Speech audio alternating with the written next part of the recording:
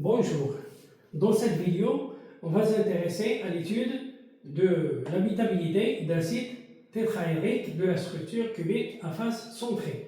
On a vu dans la dernière vidéo, la vidéo précédente, on a vu que à l'intérieur de cette maille, il existe 8 sites tétraédriques et qui occupent le centre du petit cube d'arête A sur 2.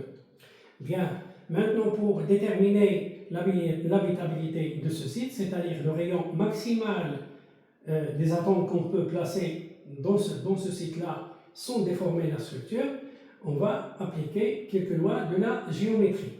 Bien, maintenant, les atomes, d'après l'étude précédente, on a montré que les atomes sont tangents suivant la diagonale d'une face, et donc nous avons ici la relation 4R égale à A racine de 2.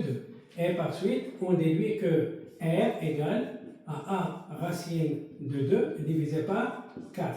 Bien, vous pouvez ici constater que cette quantité A racine de 2 sur 4 est plus petite que A 2A sur 4, c'est-à-dire est plus petite que A sur 2. Bien.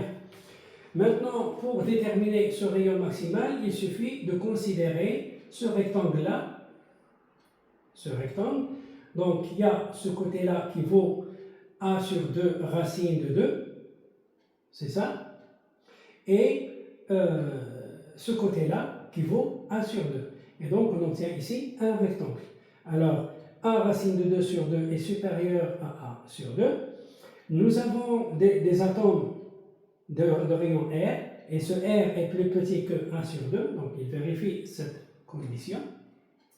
Les atomes sont tangents entre eux, donc ces atomes sont tangents entre eux, et puis le rayon maximal est tel que cet atome est tangent avec celui-là. Ça, c'est un atome étranger que nous supposons placer dans le site tétraédrique. Donc RT est le rayon maximal qu'on peut avoir. Alors, vu qu'il y a contact entre ces deux atomes, ça veut dire que 2R, c'est la moitié de cette R plus RT, c'est la moitié de cette distance. Or, cette distance, d'après le théorème de Pythagore, c'est AM égale à A racine de 3 et divisé par 2. Maintenant, je peux écrire la relation. Alors, c'est quoi la relation? C'est que 2R plus 2RT égale à A racine de 3 divisé par 2. Maintenant, on peut déduire le rayon RT égale à A racine de 3 divisé par 4 moins R, c'est-à-dire moins le rayon de l'atome hôte, c'est-à-dire du cristal hôte. Bien, cette relation-là donne le rayon maximal d'un atome étranger qu'on peut placer ici afin de ne pas modifier la géométrie de la maille. Mais sinon, c'est-à-dire si on place un atome ayant un rayon supérieur à ce rayon maximal, il y aura une petite modification de la structure, c'est-à-dire il y aura une déformation de la maille.